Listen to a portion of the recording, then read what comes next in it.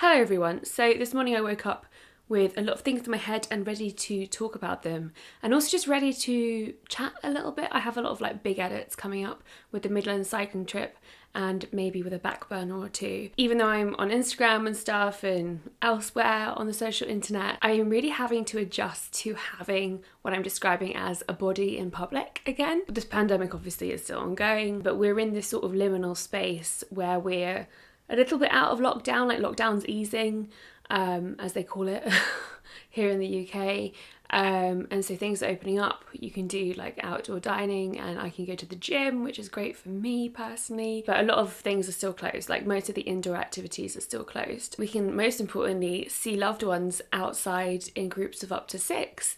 And I found that that's been a big adjustment, as I know it has been for a lot of my friends. I don't know, just how newly tiring it can be. And it's strange for me, as someone who relies so much on social energy and is I would describe myself as really extroverted after this year. It's strange to then also recognize 3 or 4 hours in, it's time to end this right now. And kind of you check in with other people and everyone feels the same way, because we're all just not used to it. We're having to build up our sort of social stamina. So where was I going with that? Yeah, so not only is that one factor of it, another factor of it that I'm not used to is having a body in public and being it's like that meme, the terrible ordeal of being known. It's different when I'm a body around strangers. I don't find that necessarily easier, but there's something about that that's different. That's a quality I can manage, whereas sort of the re-entry of being a known body has been an adjustment. I'm still thinking about that one though. I'm passing my way around it. I want to acknowledge that not everyone is in the same space in this pandemic. There are some people, especially people living in the US, who will have been vaccinated, and there are some people, most of the rest of the world, who probably aren't sure when they'll get a vaccination and when their parents will be vaccinated, or when their other vulnerable loved ones will be vaccinated. It is fucking unfair. I'm going to say that up front. It is really, really unfair. The only reason the US and the UK, etc., have access to these vaccinations is because of money and power that is built on stolen objects and stolen lives. Obviously extremely grateful to the scientists and everyone involved in the research and the logistics and the execution and all the essential workers who've been just put through hell. And I think I'm really dreading the moment when a flip of a switch will just change everything back into we can disregard people again. We can cheer when the junior doctors don't get a raise. Anyway, I'm going to try not to rest in that place. I made a video a little over a year ago about feeling like my head was full of bees. I don't feel like that precisely anymore. It's I've had the Texas bee work lady come in and be and it was another day of helping save the bees. I don't feel like that anymore, and I've definitely marvelled at how adaptive human beings are and can be. And obviously I have very comfortable circumstances and have had a job throughout this, and have all sorts of tremendous privilege and security that has just been very helpful, but it's also been very difficult at times. So yeah, I suppose I just wanted to reflect on what it's been like and the things that I'm really thinking about right now. For me, I think that has been about being so aware of how and when I accommodate people. Probably everyone has had some version of this reflection over the past year as we sort of tap into what we need and sit with ourselves and listen to ourselves in different ways. I'm definitely someone who sort of thrived and survived from being a people pleaser, from to some degree doing what was expected of me, being sort of given expectations and then taking them and running with them and making them my whole world. I think something about looking at yourself and reflecting at yourself is realizing that you are just as vulnerable to all of these typical human behaviors as anyone else. Just because you know about them or have read about them doesn't mean you're an exception to them. It actually means that maybe they apply to you as well. It's very humbling. I have thrived and survived, as I said, through being accommodating. I've definitely benefited a lot from being someone who just happens to have sort of skills and so on that the current society values in certain ways and in certain fields and like school and so on, in ways that have supported me through this, and that's part of the privilege of my life. I haven't really questioned the extent to which I was pleasing other people, peacemaking, all of that kind of stuff, like trying to manage situations and all the while making myself quite small. And I think still finding expression in creativity and reading and making these videos and all sorts of other things. But looking at it now, I'm like, oh, okay, that's why I enjoyed, for example, Killer's Gig so much, because that's truly mine and that's my expression, that's my world, and I meet people on my own terms. But they're also quite situational, short-term things. Like I'll see and meet someone at Killer's Gig and I'll know them from the Killer's Gig. It's not as complicated as having to incorporate that relationship into my every single day life. I see things on Instagram and stuff, and I'm so like up to my neck with Instagram infographics and with Instagram in general. I periodically delete it from my phone now, and it's really nice, and I enjoy the things that I'm making on there. I'm like having a lot of fun with it. Infographics, yes, like obviously oversimplification, there's a lot of reliance on carousels, which, you know, I think is partly so you can digest all these different ideas, but partly because people swiping through carousels is good for engagement. Like there's a level of cynicism in me about it. I do occasionally find really useful information or just sometimes sense of community around things I can't find as much support on, like just on the wider internet, or can't find my way to the right places. But there are also things that I'm just like, okay, this is such an unnuanced take. And I know sometimes we need our thoughts to be like vented and heard. Even like you can hear this. This is what I do. I know there is another side to it. I know it is beneficial for some people. I am very attuned to that. And I think sometimes it makes it so hard because I'm having a conversation with someone and say like there's even a slight disagreement, I'm already making that case for them. Like it is so difficult to be on my own side. It takes so much work.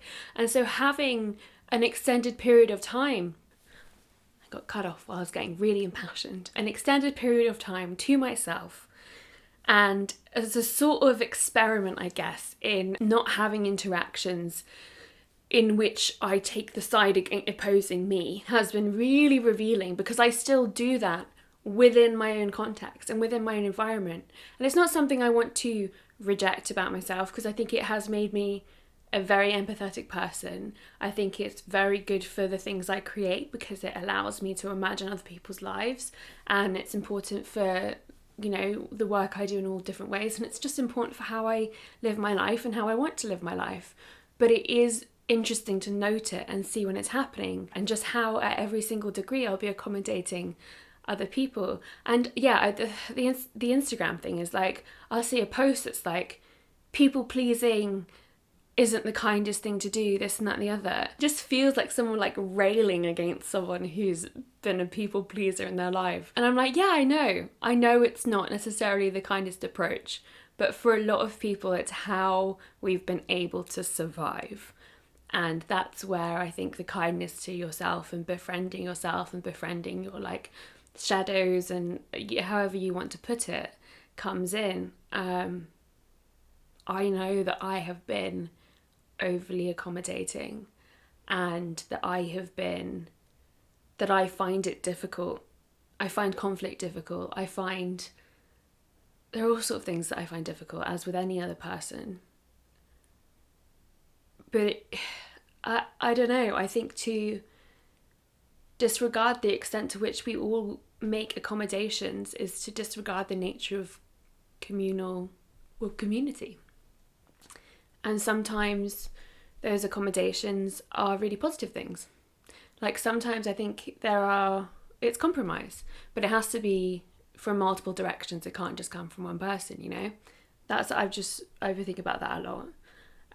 But yeah, there's a lot of conversations, like my friend Lex made a video about their questions about presentation and just gender presentation, how much that's come up for them. And I think a lot of people have had some experience of that during lockdown. That sense of being a public figure, and I don't mean that in a celebrity sense, but in just like a person sense. That sense of being a public figure has to an extent been taken away. And when you're around other people, it's around strangers mostly. So it's different. It's completely different. It's really nice to be much more on my own side than I was even this time last year. But obviously there's been a great deal of loss and frustration, so much frustration. It's the Bullingdon Club approach to governing. You know, you like really fuck shit up and then you leave a check because you've been told that money solves all the problems. And to some degree, it gets you off the hook with a lot of people. Not with me, but with a lot of people. I think that can be really disheartening. And sometimes when I talk about that in therapy, my therapist is like, it sounds quite sinister when you say that, like the grown-ups aren't doing their job. And that's how I feel a lot. Yeah, the grown-ups aren't doing their job, so we have to.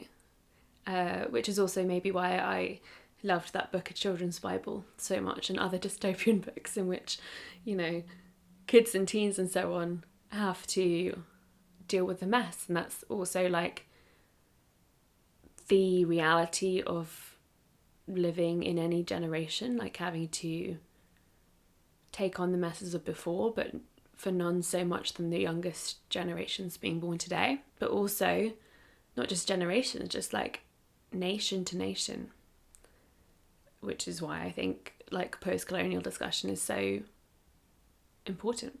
Anyway, I don't mean to go on a structural segue. I suppose I'll say this, like I'm in quite a good place right now, or you know, I have it comes and goes in waves. At this precise moment, I feel like I'm in quite a good place. I do not feel like my head is full of bees. I feel present, I feel grounded, I feel my age, 29. I feel excited to turn my next age, 30, not least because 3 is one of my favourite numbers, but 9 is also one of my favourite numbers, which I think is a big part of years that I enjoy. I'm like, oh, I like this number, it's a good number. There's a lot that's going really, really well. I am so grateful that I completely fell in love with cycling again, because I recently went on a trip to the Midlands that you'll see very soon, and that was just fantastic.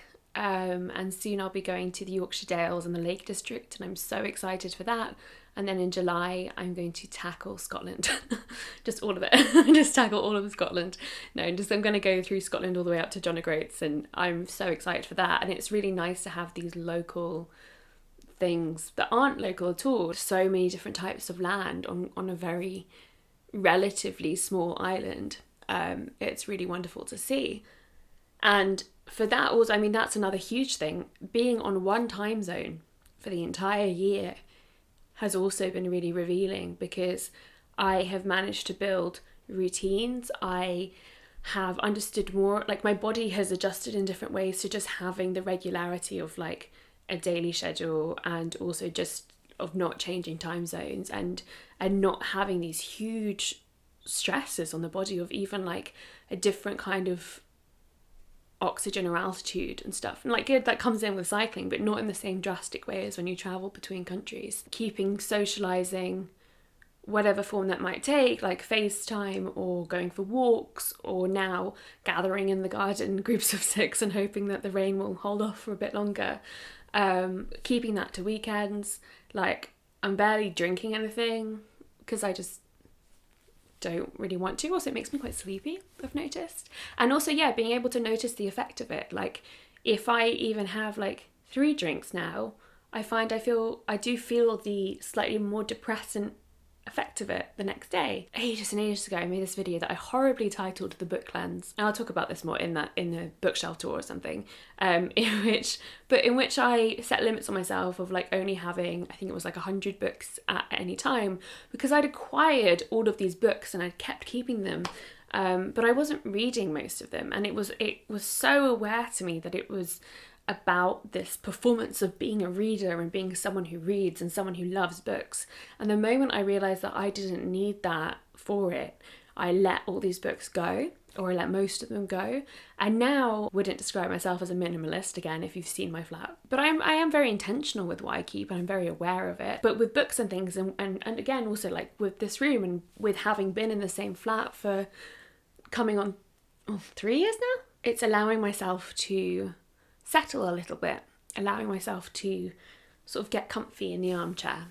And that has been really nice to feel as well. I'm going to wrap that up there and go for a walk in the sunshine before I start work. But I wanted to say again, like I feel so aware that everyone watching this video will be watching it from a different situation, whether that's a lockdown, or a country that's mostly vaccinated, or a country where there's COVID-0 cases, or a country where so many people are dying every single day that your head can't wrap itself around the numbers. It just is so fractured. Sending you loads of love.